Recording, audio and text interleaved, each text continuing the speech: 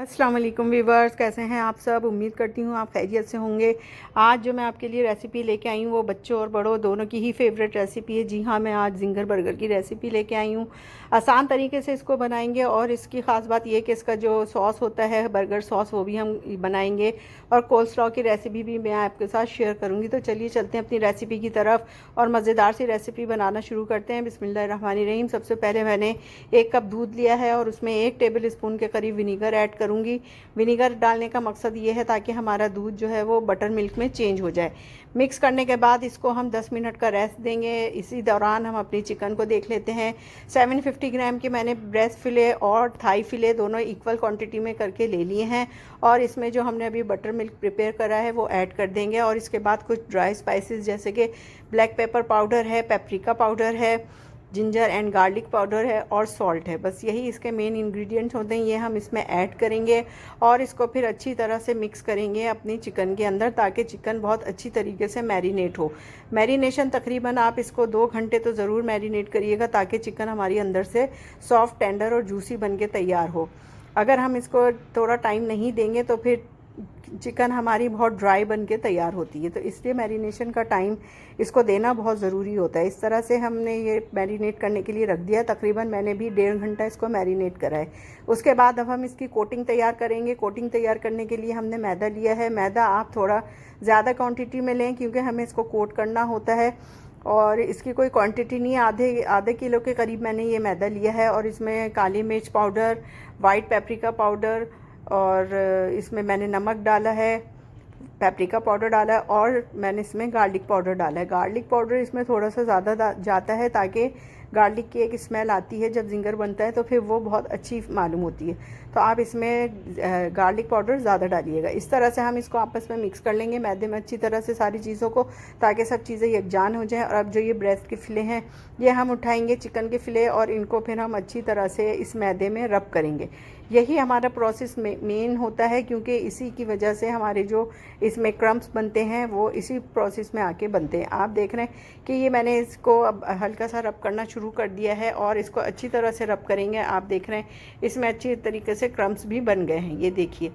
इसी तरह से हम अपने सारे जो ब्रेस्ट के फिले हैं या चिकन के फिले हैं ये सब हम उठा के और इसको 1 बाय 1 कोट करेंगे ताकि ये अच्छी तरह से इसमें कोटिंग हो जाए। उसके बाद हम इसका जो है वो सॉस बनाएंगे। सॉस बनाने के लिए मैंने मेयोनीज़ लिया है 1/4 कप और फिर मैंने इसमें चिली गार्लिक सॉस डाला है 3 टेबल स्पून के करीब। मस्टर्ड पेस्ट डाला है मैंने 2 टेबल स्पून और ½ टी स्पून मैंने इसमें ब्लैक पेपर पाउडर डाला है, नमक डाला है थोड़ा सा 1 या 2 पिंच और फिर हम इसमें टोमेटो केचप ऐड करेंगे तकरीबन 4 टेबल स्पून के करीब। इन सब चीज़ों को हम आपस में अच्छी तरीके से मिक्स करेंगे और मिक्स करने के बाद आप देख रहे हैं कि इसकी कंसिस्टेंसी मुझे कुछ थिक लग रही है तो हम इसको थोड़ा सा रनी करने के लिए इसमें हम ऐड करेंगे दूध।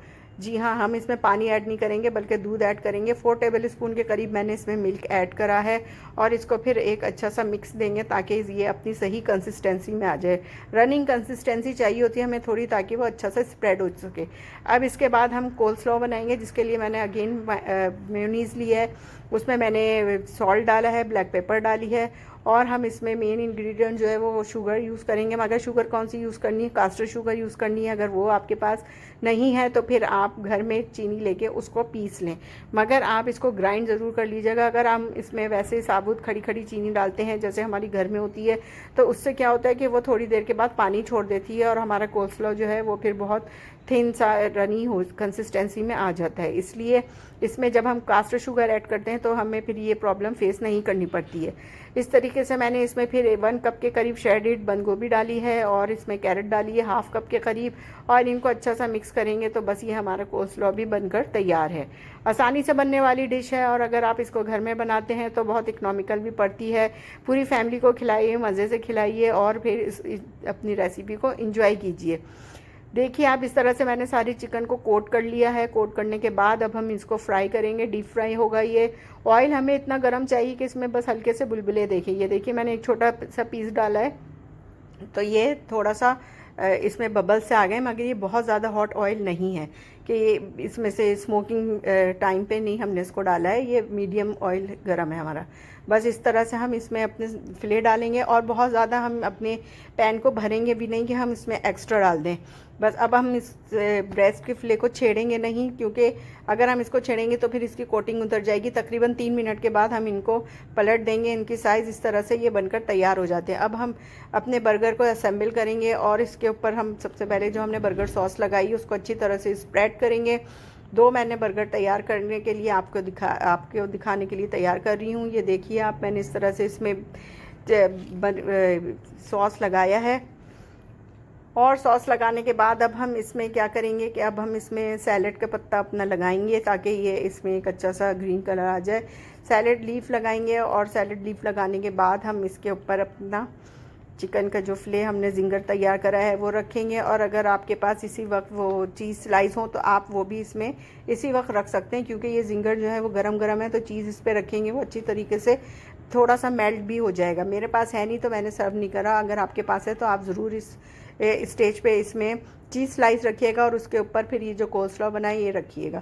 دوسرا جو بن کا سائڈ ہے اس پہ ہم نے پھر ٹومیٹو کیچپ لگایا ہے. اس کو اسپریڈ کریں گے، اور بس پھر اس کو پھیلا کر اچھی طرح سے اسپریڈ کر کے ہم پھر اس کو بند کر دیں گے. اس طرح سے ہمارا زنگر برگر گھر میں بہت اچھی کوالٹی کا بن کر تیار ہو جاتا ہے. اور یقین جانیے جو اس کی خوشبو آ رہی ہے اور جو اس کا ٹیسٹ ہوتا ہے وہ کسی بھی طور سے کسی بھی اچھے ریسٹورینٹ کے زنگر برگر سے کم نہیں ہوتا ہے. گھر میں بنی ہوئی چیز ہے، صاف ستھری چیز ہے، اچھے آئل میں بنی ہوئی چیز ہے. یہ نہیں ہے کہ ہمارا کوئی بالکل کالے سے آئل میں ہم اس کو فرائی کر رہے ہیں. بالکل گھر کی صاف ستھری بنی ہوئی چیز ہے. آپ اس کو بنائیے، اپنے بچوں کو انجوائے کرائیے اور صاف ستھرا کھلائیے. تو پھر اگر آپ کو میری یہ ریسیپی پسند آتی ہے تو پھر آپ میری ریسیپی کو ضرور لائک کیجئے، شیئر کیجئے، فیملی اور فرینڈ میں اس کو شیئر کیجئے، اور میرے چینل کو ضرور سبسکرائب کیجئے. تو پھر انشاءاللہ آپ سے کسی اور ریسیپی میں ملاقات ہوتی ہے. تو پھر آپ جب تک کے لیے مجھے اجازت دیجئے.